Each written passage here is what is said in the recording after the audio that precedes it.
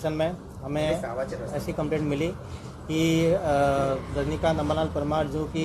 Retired factory inspector है और गौतम विशाल में रहते हैं, उनके फ़ोन पर व्हाट्सएप कॉल लास्ट फरवरी में ऐसा आया कि इनका लड़का जो कि नवी मुंबई में उल्वा में एज ए फंड मैनेजर काम करता है, उसको कुछ लोगों ने वहाँ पे किडनैप करके उसको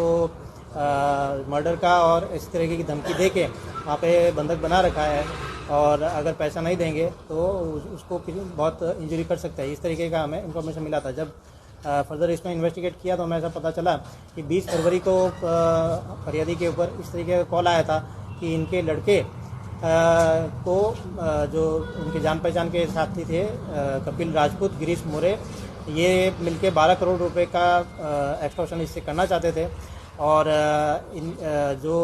निखिल है उसकी जो एक्स गर्लफ्रेंड थी प्रीति सिन्हा, ये साथ में मिलकर रेप की एफआईआर इनके विरुद्ध में दाखिल करना चाहते थे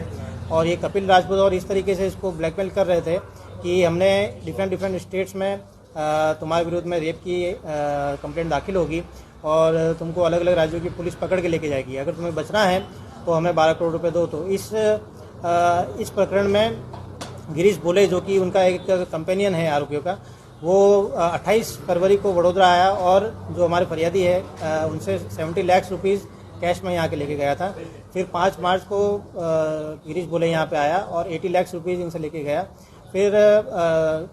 5 मार्च को फरियादी को यहाँ से मुंबई भी लेके गया इसे बेटे के मिलाने के लिए, लेकिन उनको ऐसा बोला गया कि तुम अगर 10.5 करोड़ रुपए जो पेंडिंग है अगर नहीं दोगे तो तुम्हारे बेटे को हम नहीं मिलाएंगे, उसको मार दिया जाएगा। इस तरीके का उसको बोला गया। तो उस डर में फरियादी वापस यहाँ वडोदरा आ गया और जो गिरीश बोले उसने ऐसा बोला कि हम तुमको 18 तारीख को मैं वापस आऊँगा और उस टाइम पर मेरे को 1 करोड़ रुपये देना है। इसी बीच में जो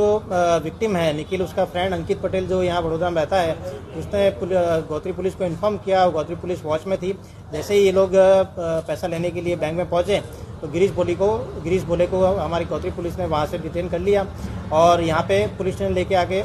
ज़्यादा पूछपरछ उससे किया। तब ऐसा पता चला कि कपिल राजपूत और मधुमिता ने जो फरियादी है उसके बेटे को निखिल को वहाँ नवी मुंबई में उल्वा पुलिस स्टेशन विस्तार में बंधक बना के रखा है, अपहरण करके रखा है। तो हमने हाथों हाथ यहाँ से एक टीम की रचना की और वहाँ पे मुंबई भेजा। वहाँ पे नवी मुंबई में लोकल पुलिस स्टेशन की टीम के साथ मिलके हमने जब रेड किया उनके फ्लैट नंबर पे, तो वहाँ से कपिल राजपूत मधुमिता हमें मिले और ये जो निखिल था उसको उन्होंने जो बालकनी होती है वॉश एरिया में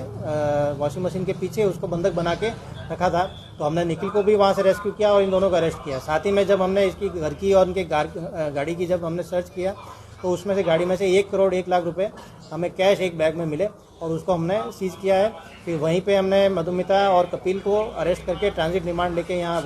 गौतरी लेके आए हैं और आगे इन्वेस्टिगेशन चालू है।